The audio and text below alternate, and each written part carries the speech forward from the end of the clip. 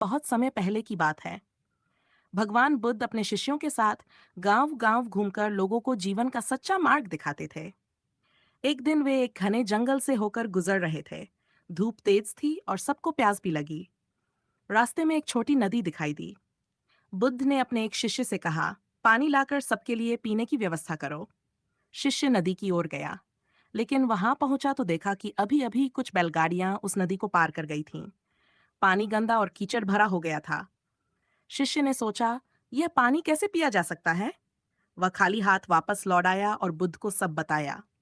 बुद्ध मुस्कुराए और बोले, कोई बात नहीं, थोड़ी देर विश्राम करो, फिर दोबारा जाओ। कुछ देर बाद शिष्य फिर नदी पर गया, लेकिन इस बार भी पानी अभी तक साफ नहीं हुआ था। निराश होकर वह वापस आया। बुद्ध ने शांति से कहा, एक बार और जाकर देखो। शिष्य तीसरी बार नदी के किनारे पहुंचा। अब तक कीचड़ नीचे बैठ चुका था और पानी बिल्कुल स्वच्छ और निर्मल दिखाई दे रहा था। उसने आनंद से घड़ा भरकर लाकर बुद्ध और शिष्यों को दिया।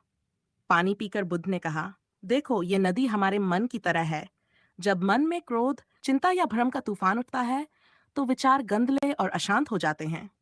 उस समय हमें निर्णय नहीं लेना चाहिए।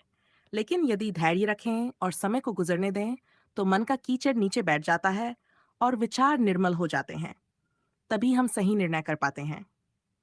गांव के लोग भी ये शिक्षा सुन रहे थे। जंगल और नदी के बीच मिली इस सीख ने सबको समझा दिया कि धैर्य और समय ही अशांत मन को शांत कर सकता है। सीख, गुस्सा या उलझन में तुरंत कोई कदम न उठाएं। थोड़ा समय दें, मन स्वयं शांत होकर सही मार्ग दिखा देगा।